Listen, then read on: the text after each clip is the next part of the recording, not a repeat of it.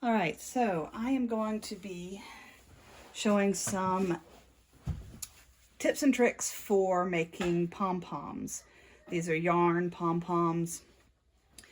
You can use them for multiple purposes, crafting, and all you really need is yarn and scissors and your hands.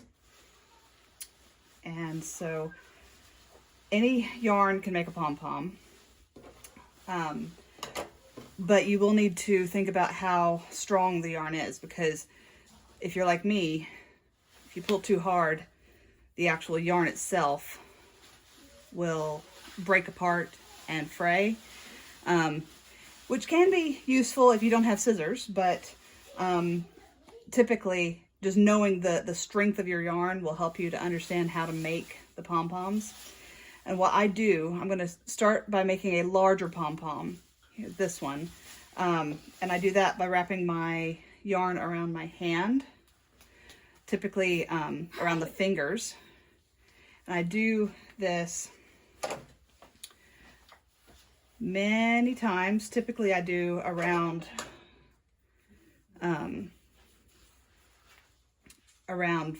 50 or 100 spins around the yarn.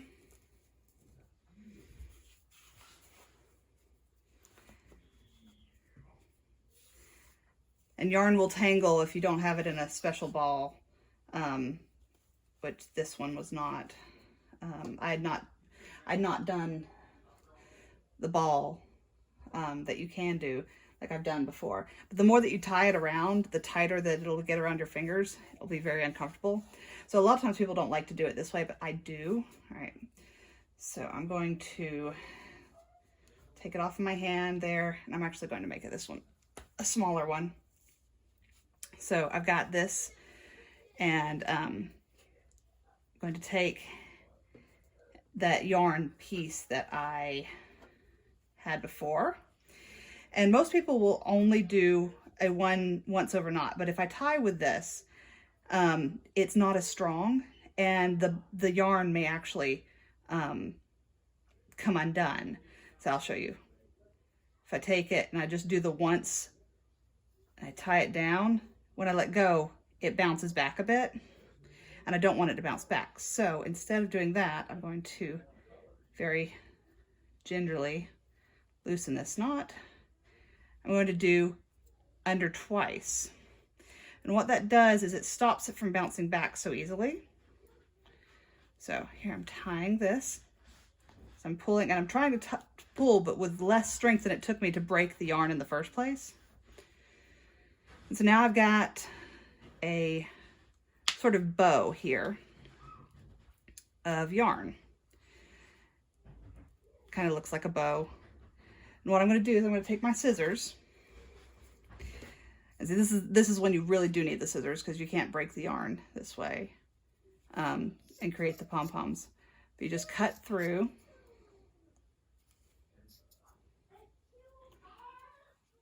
the sides of the bow.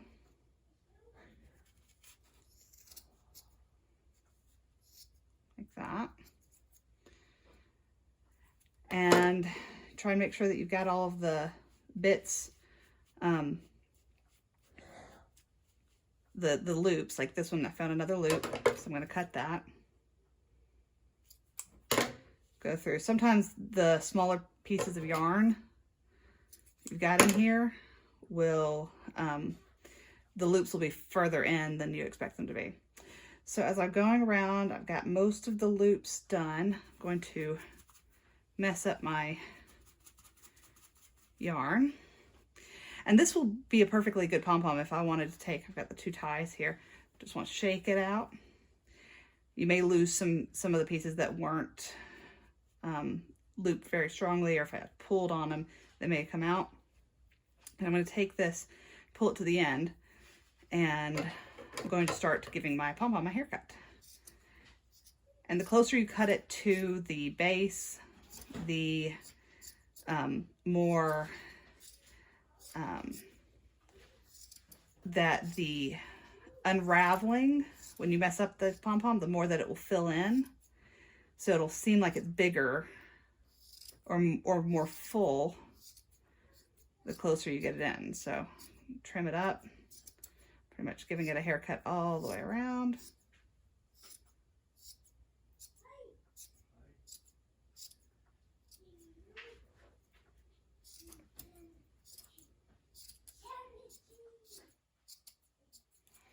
So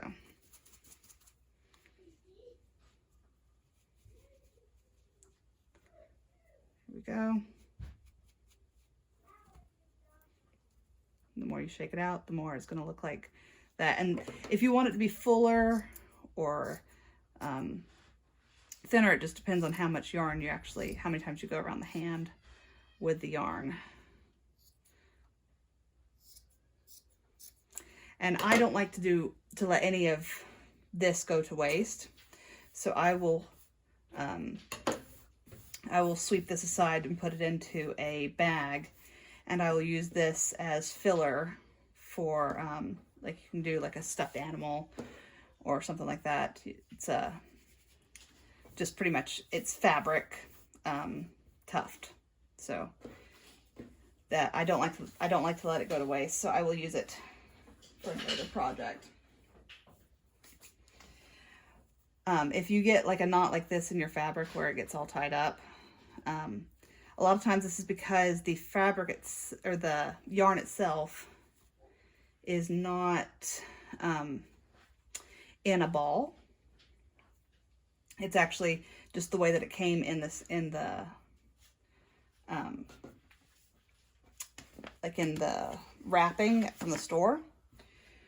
So you can start a ball. One of the ways that I like to start a yarn ball is using a marker.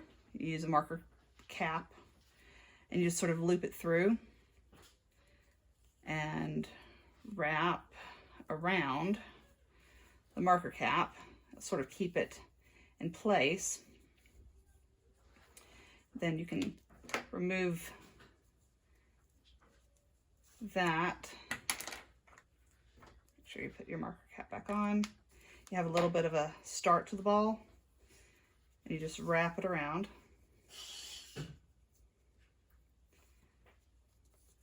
That way I don't have to worry about finding an end. And I just continue around kind of like a rubber band ball. And once you've got it completely through, then you don't have to worry so much about knots, because you know where your yarn is going to unravel from. Because the way that they do it at the factories, it interlaces like this. And if you get one of the ends, it's fine. But if you get it to where that you've got the two ends and they're sort of rolling around, they'll knot each other up. Kind of like a necklace in a bag. You throw a necklace in a bag, if it's not connected to itself, it'll tie itself in a knot somehow. So, see, it's starting to look more like a ball.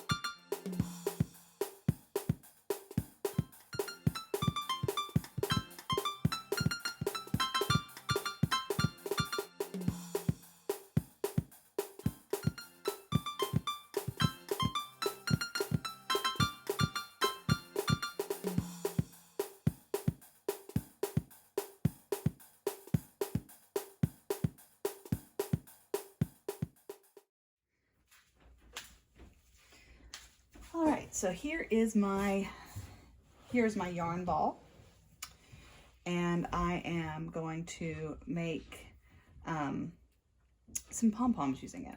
Okay, so I've made my yarn ball. I'm going to do the same thing I do. I sort of grip it with my thumb and wrap it around my hand. And when I do this, the yarn ball just sort of helps me out. I can actually take the ball around my hand to create it. I'm going to make a big pom-pom this time around. So I'm going to get it. And this way I don't have a lot of extra strings going around. I can just go around here. Now if I'm just pulling from the yarn ball, I'm trying to use my other hand to hold it so that I can sort of keep the amount of speed that the ball's unraveling coming into my hand. I'm gonna make this one a really large one. I just go by feel most of the time. Sometimes I count, but if I get into the habit of counting, then I sort of lose the feel. I want to have a good feel for how tight the yarn is coming and how thick it is in my hand.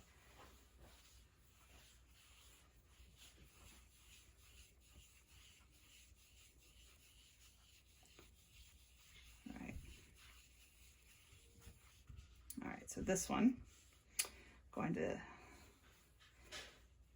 say that one's good right there. So I'm going to pull it off of my hand. There, take it off of my hand. Cut here. I'm trying to keep it from unfolding, so I'm keeping, some of the tension will stay that way, but I'm going to try and keep it that way. I'm going to cut here so I have something to tie it with. I'm going to pick it up in the middle and lay it down on this in the middle. I'm going to do my double wrap over. So I've crossed, and I'm going to go under once and under again so it does not come apart. I'm going to try and get it as tight as I can, but remember this is a very thin yarn, so it will tear very easily if I pull too hard on the actual tie. So I'm just going to squeeze as I go. But luckily, because I did the double, it doesn't come undone. Like I can let go and it doesn't like get looser here. So I'm going to sort of compress, pull, and squeeze. I'm doing it slowly so that I don't overexert myself on this yarn. I'm going to try and make sure that both sides of what the bow is sort of come together, are about the same. I can keep going back and tightening it a little bit more. When I get it to the point where I like it, I sort of pull both down to the bottom and sort of look at it. And then I'm going to take my scissors, go around and cut the loops at the middle, or as close to the middle of that loop as I can get. Trying to make sure that I catch all of them before I flip my hand around.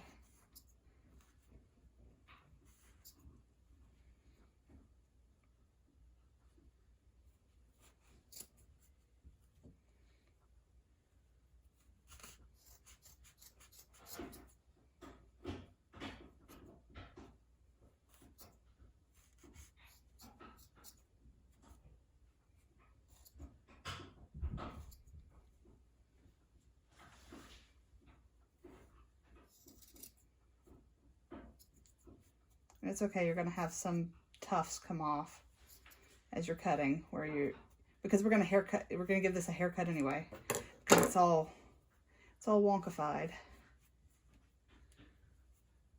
First comes out. I'm gonna shake it out and see if I've got any more loops that I need to cut.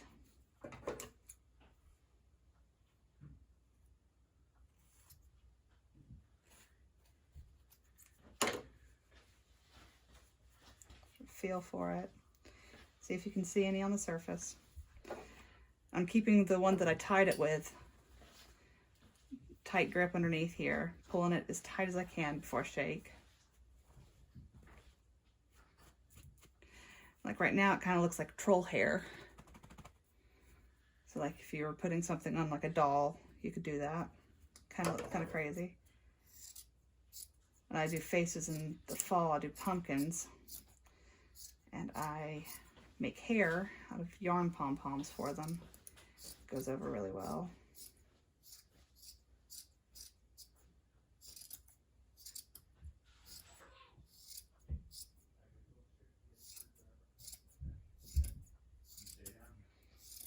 I'm trying to do this by eye, but sort of going around like you're giving it a haircut.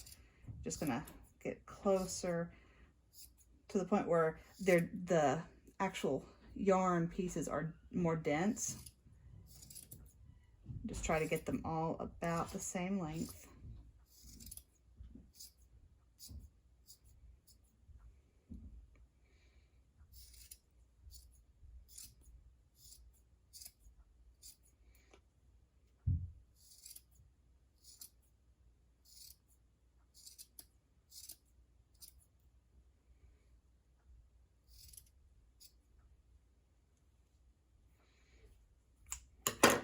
I'm going to rub it between my hands, and I'm going to let the tail sort of fall in there because I want to get it all sort of the same length.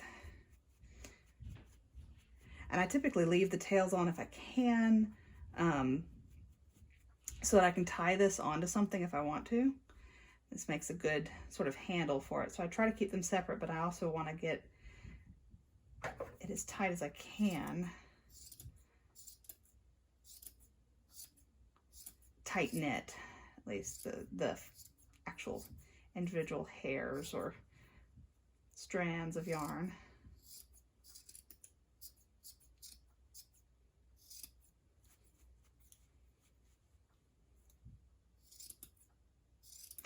And I know this seems like a lot of waste that I'm trimming off, but if you want to get that dense looking yarn, it's the best way to be able to get it is to make it bigger and then trim away what you don't need.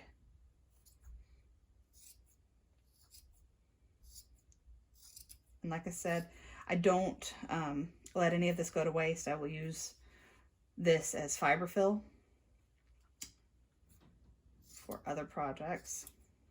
Just get a zip top bag, put it away, so it will be available for me when I need that. So I'm just going to go through and rough this up again. The more you rough it up, fluff it up, the better the pom-pom will look. And you can just keep fussing with it until you get it to where you like it. Any place that looks like it's too long, just continue working at it and just trim it till you get it. And you can have really dense pom-poms where they're all really